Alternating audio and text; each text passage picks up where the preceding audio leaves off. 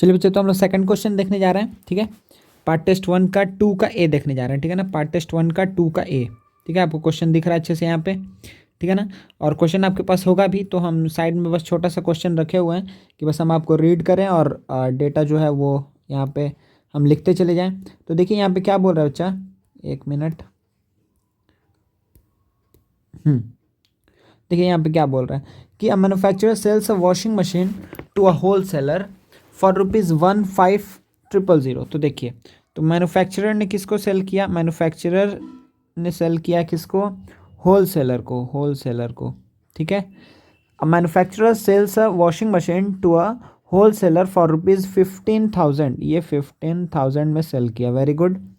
The wholesaler sells it to a trader at a profit of rupees. ये इसने किसको send किया, trader को, ट्रेडर को सेल किया कितने में, sells it to a trader at a profit of ₹1200।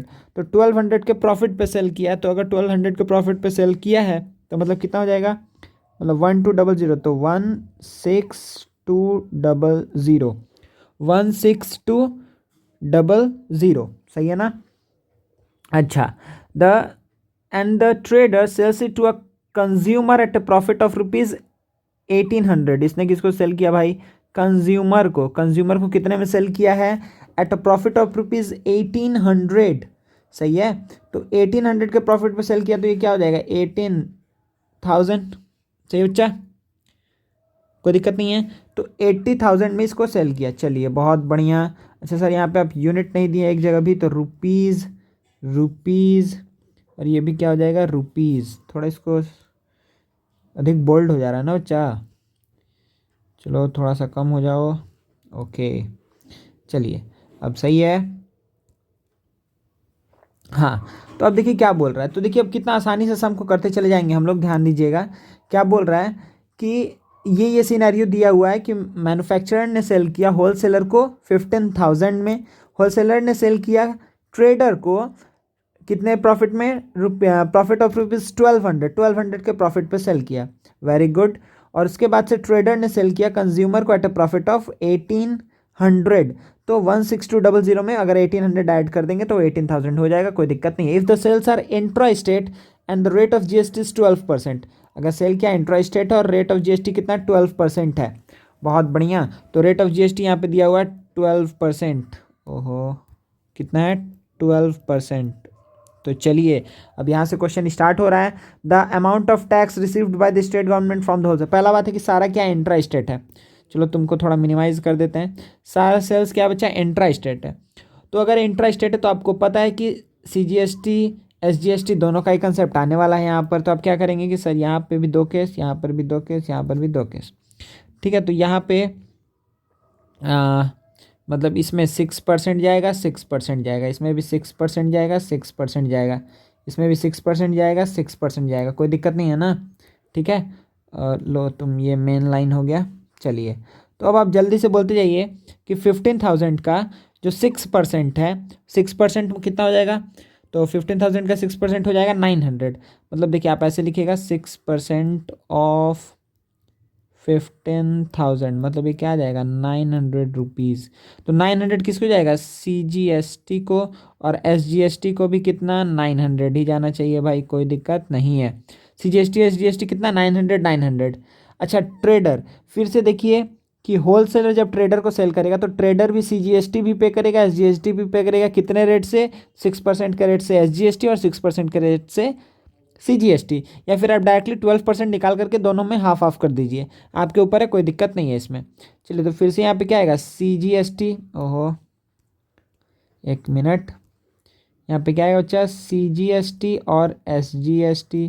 तो CGST में कितना जाने वाला है, 6% ऑफ 16200, यहाँ पर भी 6% ऑफ 16200, मतलब ये कितना आएगा, रुपीज़, 2020 कट जाएगा, 6 टू जा, यहाँ पे कितना जाएगा, 12, कैरी 1, 36, 7, 3, 9, 972, और यहाँ पर भी ₹972, सही है। अच्छा, फिर अब 18,000 के ऊपर सेम काम करना है। तो 18,000 के ऊपर कितना जाएगा बच्चा, जब आप करेंगे तो 6% ऑफ 18,000, 6% ऑफ 18,000, ये डबल ज़ीरो कैंसिल आउट हो गया, डबल ज़ीरो कैंसिल आउट हो गया, सही है। 18 × 6 कितना हो जाएगा 108, सही है। 60 और 48, सही है 1080, मतलब ₹1080, यहाँ पर भी ₹1080, ठीक है। तो ये क्या है CGST SGST, ये ले लेते हैं CGST और इसको ले लेते हैं SGST। मतलब आपको ये देख करके क्या समझ में आ रहा है, ये डायग्राम, ये जो हम बनाए हुए चार्ट, इसको देख के क्या समझ में आ रहा है कि सर यही बात समझ में आ रहा है कि जब मैन्युफैक्चरर ने, देखिए कैसे हम बोलेंगे उसको सुनिएगा, ठीक है ना, कि हम जैसे बोलेंगे जिसको GST में प्रॉब्लम है वो अगर थ्योरी नहीं भी देखे तो उसका यहाँ से प्रॉब्लम सॉल्व हो जाएगा, ठीक है। तो क्या ध्यान देना आपको, कैसे समझना है कि जब मैन्युफैक्चरर ने होल सेलर को सेल किया कितने में 15,000 में, तो क्या बोला होगा कि अच्छा आपको 15,000 में लीजिए, ये आपका प्रोडक्ट रहा और इसके ऊपर आपको GST पे करना पड़ेगा। और क्योंकि ये क्या था इंट्रा स्टेट था, तो होल सेलर बोला होगा ठीक है ये इंट्रा स्टेट सेल है तो जो हम 15,000 के ऊपर 12% के रेट से GST पे करेंगे। अब जो GST पे हुआ वो किसको पे किया है, आप ये भी समझिए कि होल सेलर ने GST किसको पे किया, तो GST पे किया है मैन्युफैक्चरर को। अब ये मैन्युफैक्चरर का काम है कि वो 900 देगा सेंट्रल को, 900 देगा स्टेट को, समझ में आ रहा है। फिर जब होलसेलर ने ट्रेडर को सेल किया तो ट्रेडर का काम क्या है, ट्रेडर का काम क्या है कि वो इसको CGST और SGST पे करेगा, ठीक है ना, किसको, होलसेलर को। ट्रेडर देगा होलसेलर को, ठीक है, फिर कंज्यूमर देगा ट्रेडर को। अब फिर आप बात आएगा कि सर जब ये इसको दे रहा है तो फिर इसमें ये होलसेलर का काम क्या है कि जो एक्स्ट्रा टैक्स वो ले रहा है, जितना दिया है उससे जितना भी अधिक वो पैसा ले रहा है ट्रेडर से होलसेलर, वो क्या करेगा, वो डायरेक्टली पहुंचा देगा किसको, सेंट्रल को या स्टेट को, ठीक है। तो ये कंसेप्ट था, मतलब ये चीज़ हम लोग जानते हैं थ्योरी के थ्रू, और हम बहुत अधिक थ्योरी नहीं बोलेंगे, नहीं तो पता चलेगा कि ये लेक्चर जैसा हो जाएगा। ये सॉल्यूशन वीडियो है डायरेक्टली, मेरा इसमें काम बस इतना है कि आपको बस गाइड कर देना कि हर एक क्वेश्चन को कैसे करना है, ठीक है। फिर भी हम थोड़ा बोल दे रहे हैं कि आप लोगों को थोड़ा थोड़ा आइडिया लग जाए, ठीक है। चलिए तो सबसे पहला क्वेश्चन लेते हैं। सबसे पहला क्वेश्चन क्या है बच्चा, यहाँ पे देखिए सबसे पहला क्वेश्चन क्या है, the amount of tax under GST received by state government from the wholesaler, the amount of tax under GST received by the state government from the wholesaler. तो होलसेलर से स्टेट गवर्नमेंट को कितना मिला है, आप ये समझ रहे हैं कि होलसेलर से स्टेट गवर्नमेंट को कितना मिला है अंडर GST। बात यह है क्वेश्चन कि the amount of tax received by state government from the wholesaler. चलिए बहुत बढ़िया, अब इसको हम थोड़ा मिनिमाइज करते हैं। चलिए तो देखिए होलसेलर से स्टेट गवर्नमेंट को कितना मिला, सही है ना। तो होलसेलर ने स्टेट गवर्नमेंट के नाम पे दिया कितना था, पहले आप ये सोचेंगे कि सर होलसेलर ने स्टेट गवर्नमेंट को दिया कितना था, स्टेट गवर्नमेंट के नाम पे कितना दिया था, तो आप बोलेंगे सर 900 दिया था, कोई दिक्कत नहीं है, 900 रुपीज़ उसने दिया था किसके नाम पे, स्टेट गवर्नमेंट के नाम पे। बट उसने ट्रेडर से कितना लिया, 972 लिया स्टेट गवर्नमेंट के नाम पे। मतलब देखिए ये होलसेलर है, इसने स्टेट गवर्नमेंट को दिया है 900, किसी से स्टेट गवर्नमेंट के नाम पे 972 लिया है, तो 900 वो दे चुका है, तो ये 900 अपने पास रख लेगा और उसके साथ जो रिमेनिंग 72 है ये क्या करेगा, जा करके स्टेट गवर्नमेंट को दे देगा, ठीक है। अब इसमें सेंट्रल वाला मत सोचिएगा, ये सिर्फ स्टेट का बात हो रहा है। सेम केस होगा सेंट्रल के साथ भी, लेकिन उसका सेंट्रल वाले पैसा से मैनेज होगा, ठीक है। तो पहला का आंसर डायरेक्टली हो जाएगा आपको कि क्या, कि जो पैसा कौन दिया है, होलसेलर किसको, स्टेट गवर्नमेंट को, वो कितना है, तो 972 माइनस 900 कितना हो जाएगा, 72 रुपीज़। ये आपका पहला का आंसर हो जाएगा। सेकंड क्वेश्चन देखते हैं। सेकंड क्वेश्चन क्या बोल रहा है कि the amount of tax received by the central government from the trader. अब देखिए फिर से अब ट्रेडर का बात आ गया, बहुत बढ़िया। तो ट्रेडर से सेंट्रल गवर्नमेंट को कितना मिला है, चलिए तो ट्रेडर से सेंट्रल गवर्नमेंट को कितना मिला है, ट्रेडर से सेंट्रल, तो सेंट्रल गवर्नमेंट वाले पैसा को देखिए कि ट्रेडर ने सेंट्रल गवर्नमेंट के नाम पे कितना रुपया दिया था भाई, सेंट्रल गवर्नमेंट को कितना पे किया हुआ था, तो 972 पे किया हुआ था। लेकिन उसने कंज्यूमर से सेंट्रल गवर्नमेंट के नाम पे कितना लिया है, 1080 लिया है, कोई दिक्कत नहीं है ना, ठीक है। तो ये कितना हो जाएगा, तो फिर क्या बोल रहा है कि सेंट्रल गवर्नमेंट को कितना देगा ट्रेडर, तो सेंट्रल गवर्नमेंट को कितना देगा, तो इन दोनों का डिफरेंस जितना, मतलब ये 972 तो अपने पास रख लेगा, लेकिन उसके अलावा जो कितना बचेगा 972 प्लस 8 करेंगे मतलब ये 28 प्लस 80 मतलब 108। तो 108 रुपीज़ उसको जाकर कितना किसको देना होगा, सेंट्रल गवर्नमेंट को देना होगा। क्यों? क्योंकि वो ट्रेडर से इतना एक्स्ट्रा लिया है। देखिए टैक्स हमेशा किसी के पास नहीं रहने वाला है, टैक्स किसी के पास भी रहने वाला नहीं है, वो हमेशा घूम फिर के कहाँ चला जाएगा, स्टेट या सेंट्रल गवर्नमेंट के पास चला जाएगा। चलिए तो फर्स्ट और सेकंड का आंसर मिल गया, ये है मेरा सेकंड का आंसर और फर्स्ट का आंसर ये है 72। तो 72 and 108 are the answers of first and second question. Now let us move to question number 3। चलिए 3 नंबर क्वेश्चन को देखते हैं। तो 3 में क्या बोल रहा है बच्चा, यहाँ पे 3 में क्या बोला है देखिए ध्यान से, कि the amount that the consumer page for the machine. अच्छा जी, तो कंज्यूमर ने मशीन के लिए कितना पे किया, तो बहुत आसान है कि कंज्यूमर ने 18,000 तो नॉर्मल जो उसका प्राइस है वो दिया है। अब उसके साथ साथ वो क्या दिया है, टैक्स दिया है। टैक्स कितना कितना दिया है, तो 1080 सेंट्रल के नाम पे, 1080 स्टेट के नाम पे। तो इन तीनों का addition will give us the answer. इन तीनों का एडिशन हम लोग को क्या मिल जाएगा, आंसर मिल जाएगा। तो ये कितना आएगा 0 6 1 8 2 10, ओ सॉरी क्या किया, 0 8 8 16 फिर कैरी 1 0 2 0 1 6, तो रुपीज़।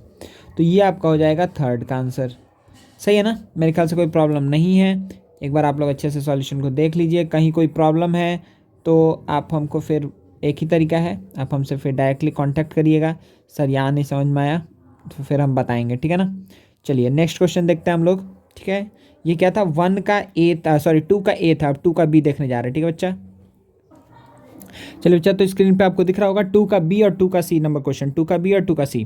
चलिए तो पहले हम किसको देख लेते हैं, 2 का बी को देख लेते हैं, ठीक है ना, 2 का बी। तो देखिए यहाँ पे क्या दिया हुआ है, कोसेक थीटा का, कोसेक ए का वैल्यू दिया हुआ है, कोसेक ए का वैल्यू दिया हुआ है कितना, तो x + 1/4x। Very good. अब क्या बोल रहा है, proof that cosec A plus cot A, cosec A plus cot A का वैल्यू 2x या फिर 1/2x होगा। मतलब cosec A plus cot x का वैल्यू कितना होगा, आइदर वो 2x होगा या फिर 1/2x होगा। सही है, कोई दिक्कत नहीं है। चलिए तो इसको सॉल्व करते हैं बच्चा, ये भी बहुत आसान क्वेश्चन है, ठीक है। आपको बस क्या पता होना चाहिए यहाँ पर कि सर हमको कोसेक ए का वैल्यू पता है और हमको कोसेक और कॉट में रिलेशन पता है, तो कॉट ए का वैल्यू हम निकाल सकते हैं, ठीक है। तो चलिए उसको ही यूज़ करते हैं। तो कोसेक का वैल्यू पता है और हमको ये पता है कि कोसेक स्क्वायर ए माइनस कॉट स्क्वायर ए का वैल्यू कितना होता है, 1 होता है। तो यहाँ से हम कॉट स्क्वायर ए का वैल्यू क्या बोलेंगे, कॉट स्क्वायर ए का वैल्यू क्या हो जाएगा कि कोसेक स्क्वायर ए -1। तो कोसेक स्क्वायर ए मतलब कोसेक ए का होल इसका मतलब कि x + 1/4x, x + 1/4x का होल स्क्वायर -1। सही है ना, x + 1/4x का होल स्क्वायर -1, तो क्या आएगा देखिए, x² + 1/16x²। सही है, x² + 1/16x² प्लस 2ab, तो 2 इंटू x इंटू 1/4x और यहाँ पे -1 है पहले से। देखिए क्या आया, x² + 1/16x², और देखिए यहाँ पे x कट गया, ये क्या आएगा +1/2 -1। तो अल्टीमेटली क्या हो जाएगा कि x² + 1/16x² -1/2।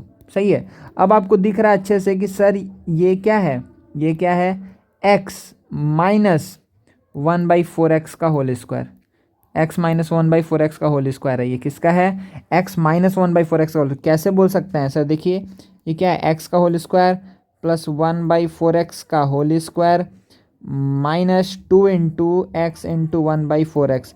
देखिए ये वाला टर्म क्या आपको दिख रहा है यहाँ पे, ये वाला टर्म कहाँ है, दिख रहा है कि x², हाँ x² है, 1/16x², हाँ है, फिर ये क्या -1/2, देखिए ये -1/2 आएगा, ये -1/2 आएगा। इसको हम क्या लिख सकते हैं, x - 1/4x का होल स्क्वायर लिख सकते हैं। चलिए बहुत बढ़िया। अब आप बोलेंगे सर अब इसके बाद से तो चीज़ आसान हो गया, क्योंकि हमको किसका वैल्यू पता चला था, कॉट स्क्वायर ए का। तो कॉट स्क्वायर ए का वैल्यू कितना है कि x - 1/4x का होल स्क्वायर है। तो कॉट ए का वैल्यू कितना हो जाएगा, यहाँ से मेरे पास कॉट ए का वैल्यू क्या आ गया, रूट करेंगे तो +- x - 1/4x, +- x - 1/4x। चलिए, तो अब मेरे पास दो चीज़ है कि कोसेक के प्लस कॉटे और कोसेक के माइनस कॉटे। तो कोसेक के प्लस कॉटे करते हैं तो क्या आएगा, कोसेक ए, कॉट लिख दिए, इसको थोड़ा मिनिमाइज कर लेते हैं। तुम साइड में हो जाओ बच्चा। चलो, तो आप क्या आ गए, क्या आ गया कि cosec A plus cot A था, तो कॉट ए की जगह पे हम ये लिखेंगे, ठीक है ना, मतलब ऐसे ब्रैकेट दे दीजिएगा, sorry. Cosec A plus cot A, तो कॉट ए की जगह पे हम क्या लिखने वाले हैं कि प्लस माइनस क्या आएगा, एक्स माइनस 1/4x, ठीक है, उल्टा ब्रैकेट का सिंबल दे रहे हैं। एक मिनट बच्चा, अब आप लोगों को समझ में आ गया कि अच्छा सर हम क्या काम किए हैं। Cosec A plus cot A, तो कॉट ए की जगह पे एक बार प्लस वाला वैल्यू ले लेते हैं, तो ये कुछ ऐसा हो जाएगा बच्चा। हम डायरेक्टली कर दे रहे हैं, जगह भी कम ही है, डायरेक्टली कर देना ही बढ़िया होगा। तो हमको cosec A plus cot A करना है, तो cosec A plus cot A, तो एक बार प्लस वाला वैल्यू, यहाँ पे हम प्लस वाला वैल्यू लेके चल रहे हैं। तो कोसेक ए का वैल्यू कितना आया था कि x प्लस 1/4x, तो x प्लस 1/4x, और इसमें ऐड कर दिए प्लस वाला, मतलब प्लस लेंगे, ठीक है, तो प्लस लेंगे तो क्या आएगा, x माइनस 1/4x, तो ये कैंसिल होकर के 2x आ जाएगा। एक बार माइनस लेते हैं, माइनस लेंगे तो क्या आएगा कि x प्लस 1/4x माइनस क्या होगा, माइनस x प्लस 1/4x, कुछ ऐसा आ जाएगा, ठीक है। इस बार x और x कैंसिल आउट हो जाएगा, तो 1/4x प्लस 1/4x क्या आ जाएगा, 1/2x, ये आपका हो गया आंसर। तो आपको दो चीज़ प्रूफ करना था, दोनों हो चुका है, 1/2x होगा या फिर 2x होगा, ठीक है, डिपेंडिंग अपॉन द साइन कि हम कौन सा ले रहे हैं। प्लस लिए तो मेरे पास आया 2x, माइनस लिए तो आया 1/2x, कोई दिक्कत नहीं है, ठीक है ना। तो देखिए आपको ये हिंट क्या आता है ना कि कोसेक के पता है और कोसेक के कॉट में रिलेशन पूछ रहा है। जब भी कोसेक हो या कॉट हो और फिर कोसेक कॉट में रिलेशन पूछे तो आपको डायरेक्टली आइडेंटिटी याद आना चाहिए। वैसे ही अगर आपको सेम क्वेश्चन दे सकता है, सेक ए दिया हो और tan और सेक ए का कॉम्बिनेशन पूछ रहा है, तो आपको डायरेक्टली ट्रिग्नोमेट्रिक आइडेंटिटीज ही याद आना चाहिए। चलिए नेक्स्ट क्वेश्चन देखते हैं बच्चा। इसका ही देखिए जो लास्ट पार्ट है वो एक इनइक्वेशन वाला सम है। तो इनइक्वेशन वाला सम बहुत आसान है, क्या है कि -3 + x less than equals to 8x/3, और क्या है कि 8x/3 less than equals to 14/3 + 2x, 14/3 + 2x। चलिए अब इसको सॉल्व करना है, बहुत आसानी से सॉल्व कर लेते हैं। तो क्या होगा, -9 + 3x less than equals to 8x, ठीक है, 3 से मल्टीप्लाई कर दिए, कोई दिक्कत नहीं है। अच्छा, तो ये कितना हो जाएगा कि 5x ग्रेटर देन इक्वल्स, मतलब इसको साइड भेजा है, ठीक है ना, 8x - 3x, सही है, 8x - 3x, तो कितना बचेगा 5x, और ग्रेटर देन इक्वल्स टू -9 आया है, तो x greater than equals to -9/5, मतलब 1 पॉइंट समथिंग आएगा, 1 पॉइंट समथिंग है, ठीक है, मतलब 5 4 1.8 समथिंग आएगा। तो -1.8 से ये क्या है, बड़ा है, ग्रेटर देन इक्वल्स टू -1.8 है, ठीक है। अच्छा, मतलब x का वैल्यू आपका कुछ ऐसा आया। अच्छा, यहाँ से क्या आया, यहाँ से क्या आया, 8x/3 less than equals to 3 LCM ले लिए, 14 + 6x, ठीक है, 3 कैंसिल आउट हुआ। अब देखिए यहाँ से हम क्या बोलेंगे कि 2x less than equals to 14, x less than equals to 7, ठीक है, x less than equals to क्या आ गया, 7 आ गया, और उधर में x greater than equals to -1.8 something आ रहा है, ठीक है। तो अब आपको यहाँ पे सबसे पहला जो चीज़ ध्यान देना वो क्या देना है कि x किसको बिलोंग करता है, तो x बिलोंग करता है इंटीजर्स को, x बिलोंग्स टू इंटीजर्स, ठीक है। तो आपको ये बहुत इंपॉर्टेंट है क्योंकि इसके अकॉर्डिंग आपका आंसर चेंज होगा। तो क्या बोल रहा है कि represent the solution on the number line, और आपको सॉल्यूशन सेट भी निकाल देते हैं। तो इससे इसके बीच में, तो पहले आप ऐसे नंबर लाइन ड्रॉ कर लीजिए कि सर ये नंबर लाइन हो गया मेरा, और ये हो गया 0, ये है क्या -1.8 है, -1.8 है, -1.8 से लेकर के हमको 7 के बीच में इंटीजर्स को खोजना है। तो कितना ऐसा इंटीजर्स है जो -1.8 से 7 के बीच में लाई करता है, ठीक है, -1.8 से 7 के बीच में लाई करता है, इतना कैसा इंटीजर्स है। तो आपको दिखा कि सर जस्ट इसके बगल में क्या आने वाला है, -1 आने वाला है, ठीक है, इसके जस्ट बगल में -1 आएगा, फिर 0, फिर 1 2 3 4 5 6 फिर 7। तो आपको क्या बोलेंगे कि आपको ऐसे दिखाना होगा, ध्यान दीजिएगा कि आपको ऐसे दिखाएंगे। इसको हम एक बार हटा दे रहे हैं यहाँ से। हाँ, आप ऐसे दिखाएंगे नंबर लाइन पे, ठीक है ना, कि -1 को हम लिए, 0 को भी लिए, 1 को लिए, 2 को लिए, 3 को लिए, 4 को लिए, 5 को लिए, 6 को लिए, 7 को लिए। आप याद रखिएगा, आप यहाँ पर ये काम नहीं कर सकते हैं ऐसे करके फिर शेडिंग आप ऐसे नहीं कर सकते, ये गलत तरीका हो जाए, क्योंकि आपको बीच का नंबर्स को नहीं लेना है, ठीक है। अच्छा, अगर आपको इसका सॉल्यूशन सेट लिखना है तो क्या होगा, -1 0 1 2 3 4 5 6 7। तो -1 से लेकर के कहाँ तक, 7 तक होगा, ये आपका हो जाएगा आंसर। तो नंबर लाइन का रिप्रेजेंटेशन ये है और आंसर आपका ये हो जाएगा, ठीक है। चलिए नेक्स्ट क्वेश्चन आपको, अब हम लोग थर्ड क्वेश्चन देखते हैं ना बच्चा।